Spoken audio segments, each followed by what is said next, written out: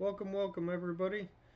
Tonight we're going to be talking about if you're interested in becoming a land surveyor, what are the things that you need to do, work towards, things like that. Also, before we start, I just want to let everybody know, get a lot of questions about the new material, the 2024 FS course being released. It's going through its last iteration. We're having it reviewed by a couple peer land surveyors. Once it's finalized, it will be out. So we're hoping by April 1st or shortly thereafter, we will have it released for you guys to go ahead and participate in. All right, so like I said, tonight we're going to talk about basically becoming a land surveyor and what all is involved. So, if you're considering a change into land surveying, it's an exciting field. You've got a combination of outdoor work along with technical expertise inside the office, problem solving, and there's always professional growth. All right, tonight we're going to go ahead and cover these topics for you. So, what is a surveyor? Most of you already know if you're paying attention to the channel.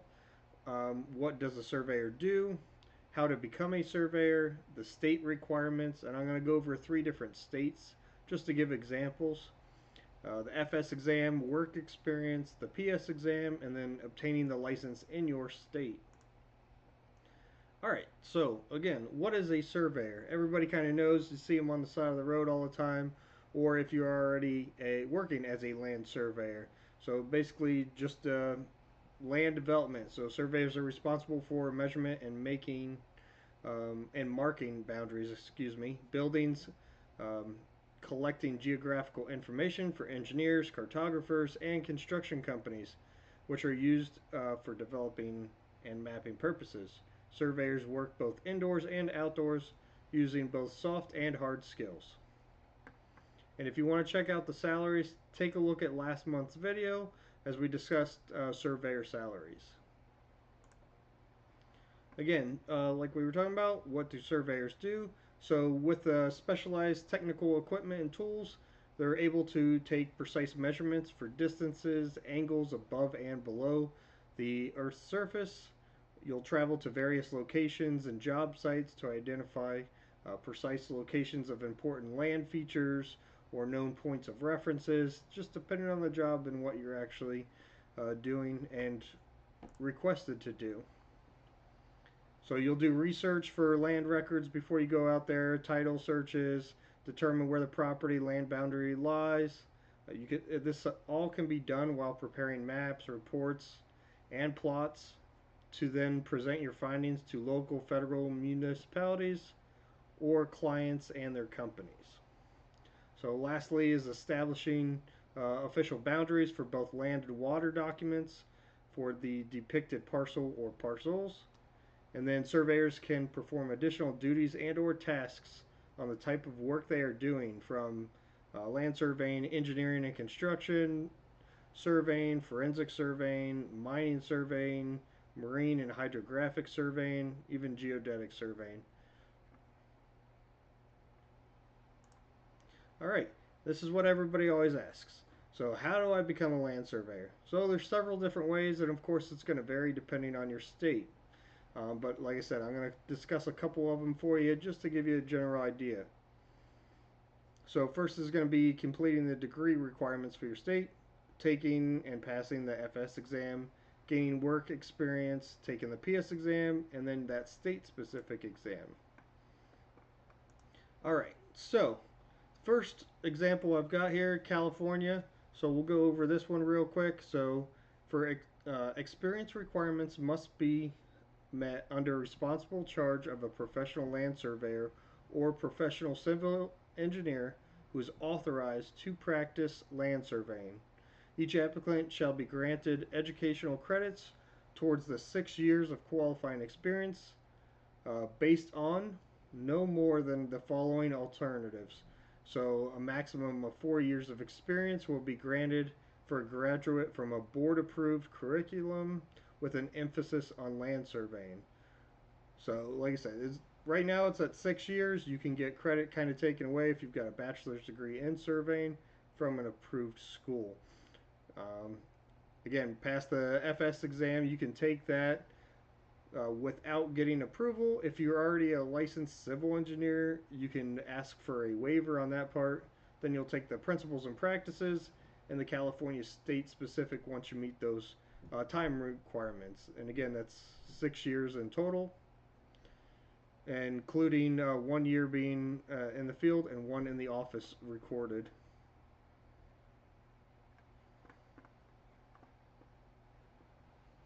All right, got a message in here. Let's take a look. You do a video on affordable equipment costs for young surveyors. Equipment since it holds back young surveyors. Yeah, I can definitely go ahead and put something together for that, probably in the next month or so, and I'll include that in a video for you guys. But yeah, thank you for letting us know. Be always glad to give you guys some feedback or information to help you out. But yeah, he was basically asking about, cost-effective equipment for young surveyors and where they can get it and things like that. So I'll do some research and get back to you guys in the next month for the video. All right, let's go to the next state for you. So Ohio education requirements, entirely different than California. Like I said, California, 6 years of experience, or if you've got a bachelor's from an approved curriculum, you can get it done that way as well. So there's a couple different ways. Ohio, two educational pathways towards professional survey registration.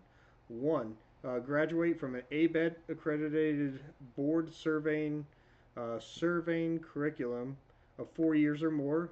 Or two is graduate from a EAC ABET accredited civil engineering curriculum of 4 years or more, and completion of 16 semester hours of board approved surveying courses.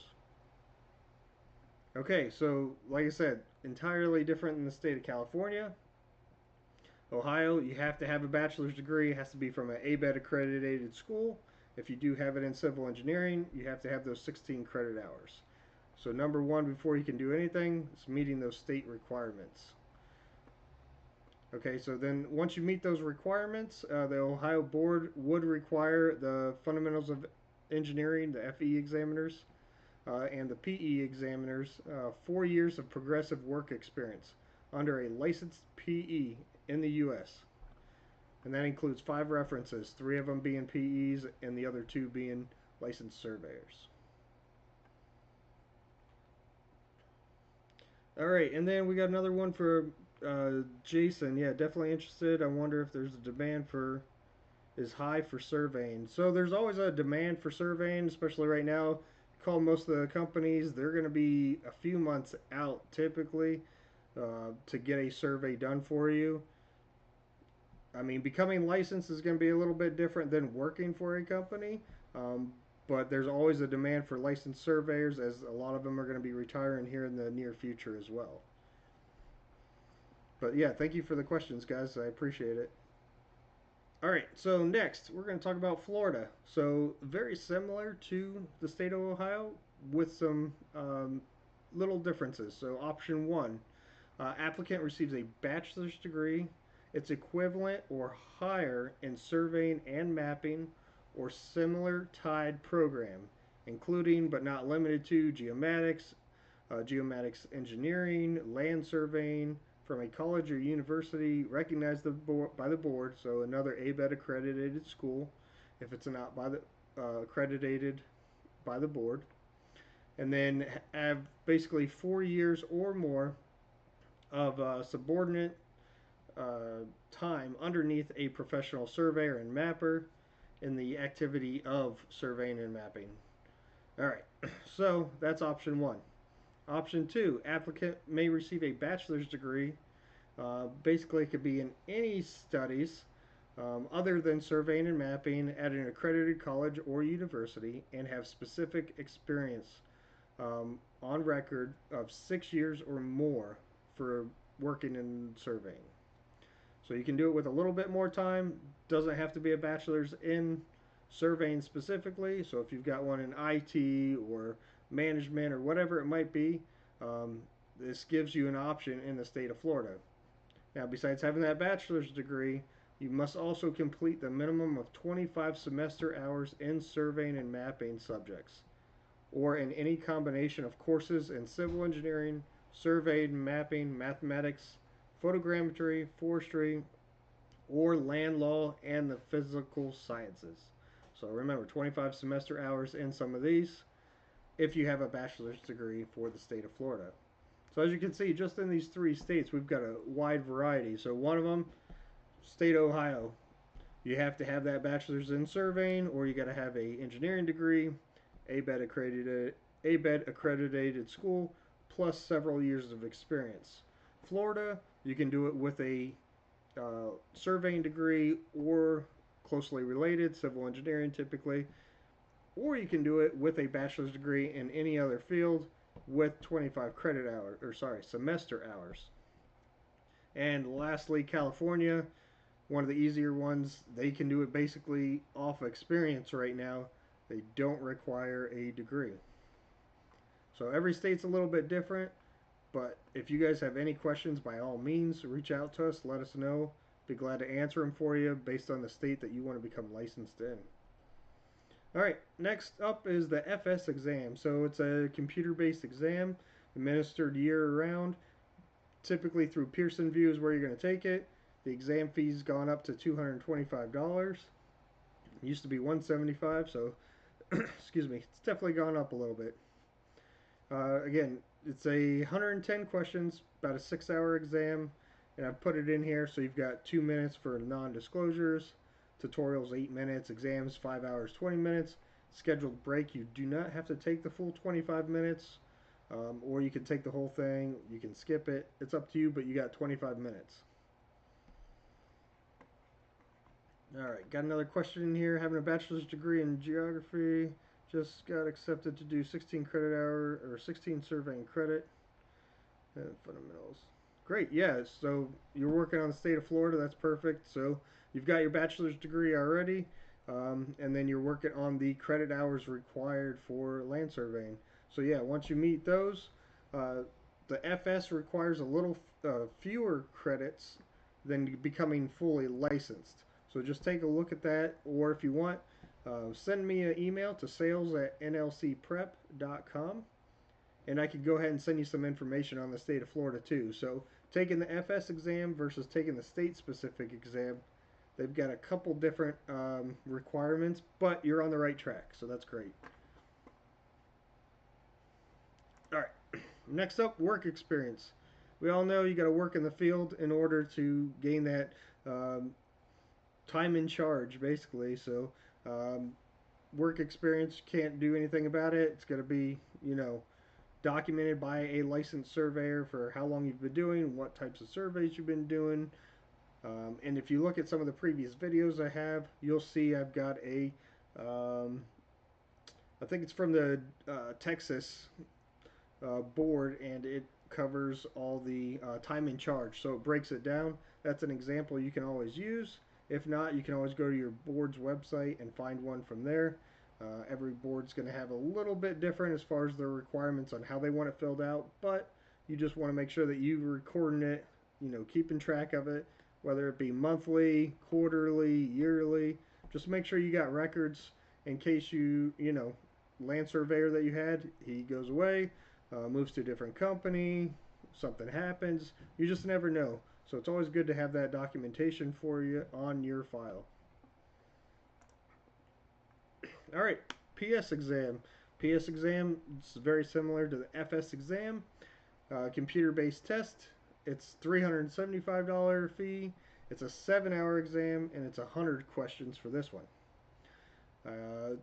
Again, it's going to be very close to the FS, except it's going to be more based on uh, let's see, uh, contracts, being more of a professional surveyor, so ethics and things like that. And I cover it in some of the other videos, and I can give you guys some more information if you want as well. But basically, test your abilities and practice within the surveying profession competency, and this is your next step prior to taking your state-specific exam. Now, one other thing I did not mention is both the FS and the PS exams are national exams. So no matter what state you take it in, if you take it, for instance, in the state of Florida, and you pass it, the FS and the PS, and you get licensed in the state of Florida, you then want to become licensed in California, in Texas and Georgia, wherever it might be. As long as you meet those state requirements, you can typically transfer your NCAAS records over, and then all you're doing is taking that licensure for that state. So that's how you can go and become licensed in several other states as well. So you don't have to take the FS and PS exam again. You'd only be taking that state specific exam. All right, and next up, obtaining your license in your state. So this is the last part. This is the one everybody wants. It's becoming licensed. So once you've passed the two national exams, your next step is your state specific. Kind of like we talked about, California, Florida, Ohio, they've got different requirements. So as long as you meet those requirements, get approved by the board, you're then, pass your exam and you'll get one of these stamps for your state. So sometimes you're approved to take it when you take the principles and practices exam, and other times it's done separately. So, like I said, every state's a little bit different. State of Florida, I've had individuals who, once they pass their fundamentals, they'll apply for the PS and their state specific, and they get approved for both, and then they take it in whichever order they want. In some states, they want it in succession, so it's FS, PS, and then your state. So every state, like I said, is a little bit different, but you're on the right track. And then if you guys have any questions about what we talked about tonight, by all means let us know. If not, I'm going to go ahead and break down some notes so I can make sure that I have these questions that you guys put in here and talk about it in the next video next month. They're great questions, guys, too, by all means. Yeah, just keep them coming. Be glad to provide any information we can for you. All right.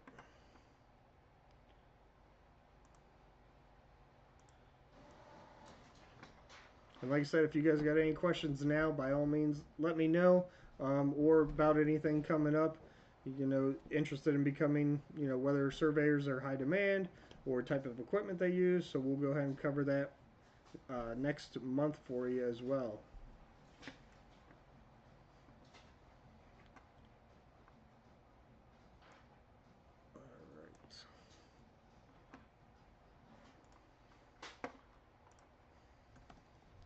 Great. And if there's no other questions, then thank you again all for joining.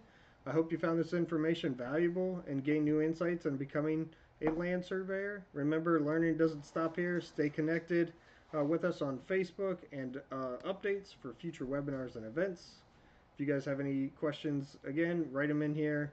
Send them to me via email. Like I said, sales@nlcprep.com. We can discuss it for your particular state or situation to help you guys out as best we can. And let's see, we've got another one. What is your opinion on documentation for work we do in the field as proof of work experience?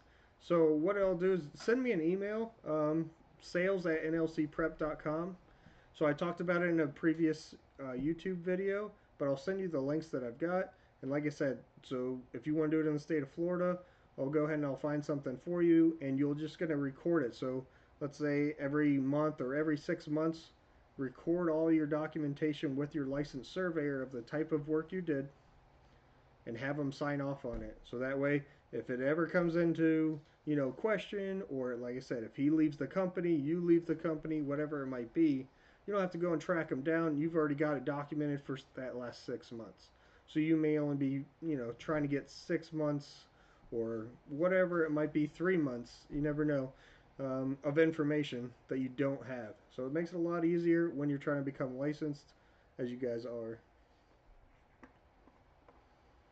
But again, remember, just send me an email, sales@nlcprep.com, and I can go over it a little bit more with you and provide the stuff for the state of Florida. And again, until next time, guys, my name's Chris with NLC Test Prep. Stay curious, stay informed, and